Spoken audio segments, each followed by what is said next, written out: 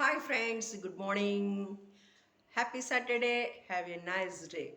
మరి ఈరోజు నా స్ట్రాంగ్ కాఫీ సేవనం తర్వాత మీ అందరికీ యాజ్ యూజువల్ వీకెండ్స్లో కాఫీ కబుర్లలోకి వచ్చేద్దాం. మరి ఈగర్లీ వెయిటింగ్గా నా కాఫీ కబుర్ల కోసం. ఇక్కడ హ్యాపీనెస్కి నో ఎండ్. మరి కాఫీ కబుర్లలోకి వచ్చేద్దాం. నిజంగా కొంతమంది మూర్ఖులు ఉంటారు. వాళ్ళతో ఎంత వాదించినా వేస్టే. నిజం నిజం అని ఒప్పుకోరు. అటువంటి విషయాన్ని గురించి ఇవాళ మన కాఫీ కబుర్లలో చెప్పుకుందాం. మంచి స్ట్రాంగ్ కాఫీ చాలా బాగుంది. మరి ఈ కాఫీ కబుర్లలో మంచి కాఫీ కబుర్ల లాంటి కాఫీ లాంటి కబుర్లు. కాఫీ కాఫీ అని విసిగించేస్తున్నానా? నిజంగా మీరందరూ కాఫీ తాగుతారా? అలవాటు ఉందా? లేకపోతే నా కాఫీ కబుర్లు తాగేసి అలవాటు చేసేసుకోండి. ఓకే, కబుర్లలోకి వచ్చేద్దాం. మరి విషయంలోకి వచ్చేద్దాం. ఓ గాడిద పులితో ఇలా అందిట, గడ్డి నీలం రంగులో భలే మెరిసిపోతోంది కదా అని. గడ్డి నీలమా ఆకుపచ్చ? సరే చూద్దాం. పులి విసురుగా బదులిచ్చింది, కాదు గడ్డి ఆకుపచ్చ రంగులో ఉంటుంది అంది. ఆకుపచ్చ రంగులో ఉంది అని చెప్పింది. రెండింటి నడుమ వాగ్వాదం పెరిగింది. వాతావరణం వేడెక్కింది. రెండూ కలిసి ఆ అడవికి రాజైన సింహం వద్దకెళ్ళాయి. రెండో సింహం కోర్టులో తమ వాదనలను వినిపించాయి. సింహం తీర్పు చెప్పింది. ఏమంటే, చూడండి భలే ఉంది. పులిదే తప్పు. ఏడాది పాటు ఎవరితోనూ మాట్లాడకూడదని నిశ్శబ్దంగా ఉండే శిక్ష విధిస్తున్నాను అంది సింహం. సరే, గాడిదకి ఇంకేముంది, ఇంకా ఆనందం, హ్యాపీగా.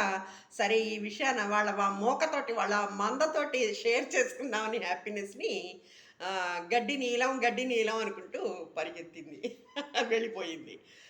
ఇక పులి సింహం విధించిన శిక్షను అంగీకరిస్తూనే భయంగానే సింహాన్ని అడిగింది. ఏమనంటే, అయ్యా, గడ్డి ఆకుపచ్చ రంగులోనే కదా ఉన్నా సరే నన్ను ఎందుకు మరి శిక్షిస్తున్నారు అని అంటే, సింహం ఇలా బదులిచ్చింది.